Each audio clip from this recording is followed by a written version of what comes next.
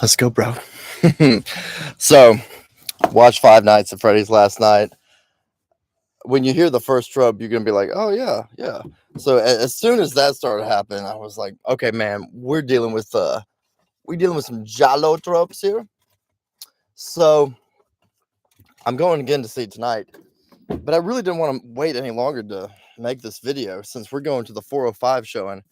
Figured maybe this would jazz y'all up to go to the 7 o'clock showing, because for real, when Hollywood does it right, we want to use our money to show them we want more of that. Now, granted, there's some things I think could have made this movie better, and those things were lean into the Giallo tropes even more.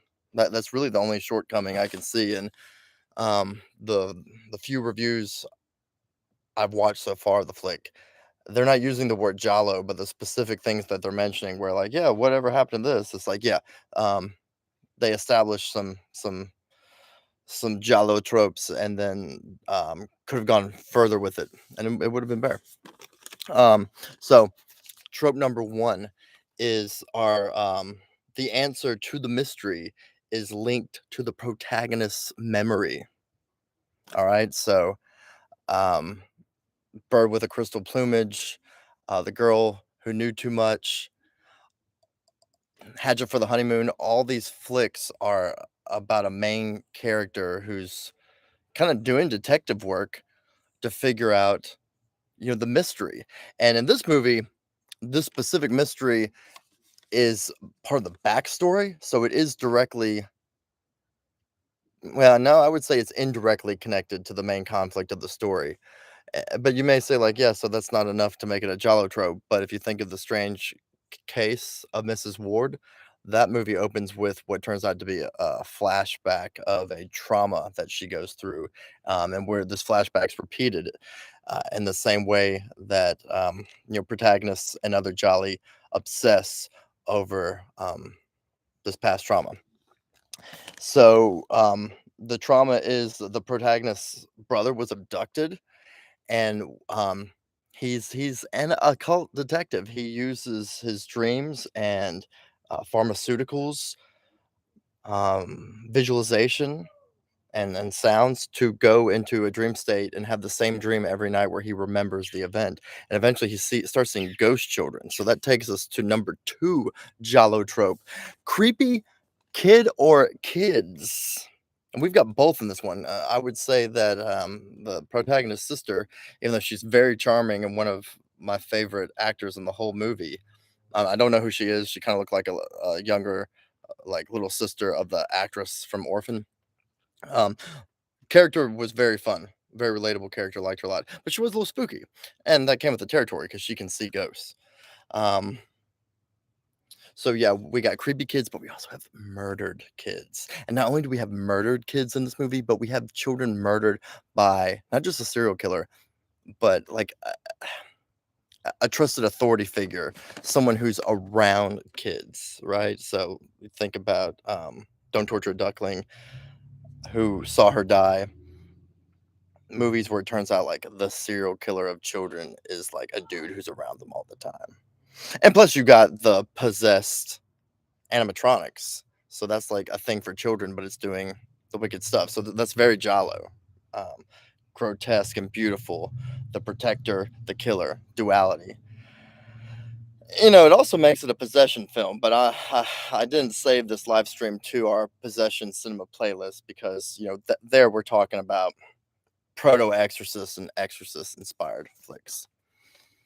All right, so three.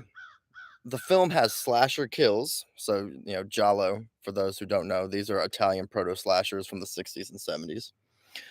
So the kills are like the set piece of this movie, and I'm sure some reviewers are going to complain that there wasn't enough of that. Um, but think of Deep Red, Profondo Rosso. Think of the puppet in that movie that just comes out of nowhere and kills somebody. That's. I mean, that's why I'm wondering. Like, did the writer of this, did the director of this, did the producer Jason Blum, like, were they putting some Jalo stuff in here? Okay, Before I get to the last 2, I'll do an honorable mention, and that is landlines. Okay, so we don't have, like, the killer on the phone, like, threatening and freaking out our heroes and the victims, but we do have a lot of landlines in this movie, and I thought it was so cool. Um, it's never explicitly stated, but because of all the landlines and the fact that, the heroes in this movie are, younger than I am, and they mentioned that Freddy's was open back in the '80s, and they went there all the time when they were a kid. Okay, so like, it would be a push for these main characters to say, like, they went there in the early '90s. So the film must be set in the mid-90s, and I enjoyed that touch a lot, and I enjoyed a movie where, you didn't have a cell phone because, nothing can happen anymore because you can always just call the cops or your friends on a cell phone. Now we have, bad guys walking into Freddy's, to find their friends who anyway, characters can do good scary movie stuff because there's no cell phones. Oh, and here's another honorary mention. It has nothing to do with Giallo, but kudos to the movie.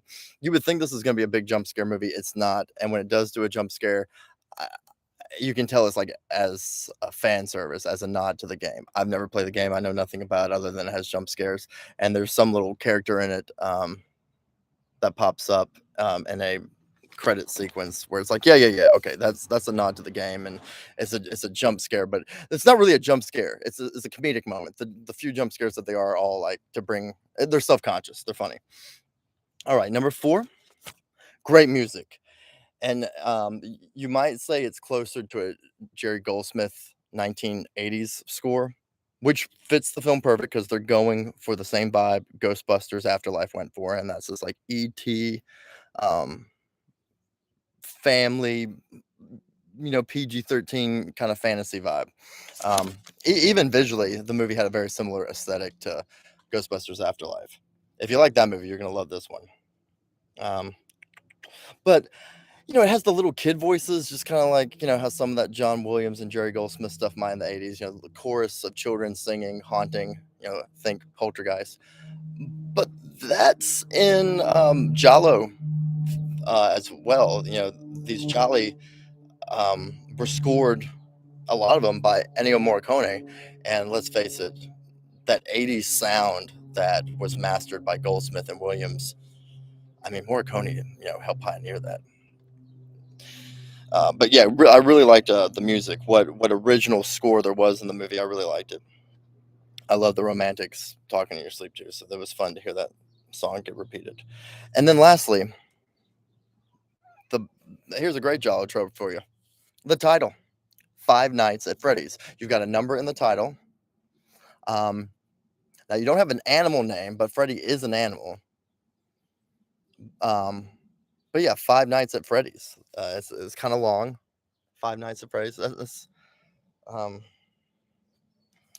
I'll put it this way: if you're still on the fence, you're not listening to what I'm saying. If you want to just be open minded to what I'm saying, go see the movie right now, watch it, and then pretend that the movie's dubbed in English and or they're speaking Italian and their subtitles, and the movie was shot in the '70s. If you go, yeah, if you look at this movie and just change in your mind, just change the fact that it's not an Italian film from the early '70s, it's a pretty baller giallo.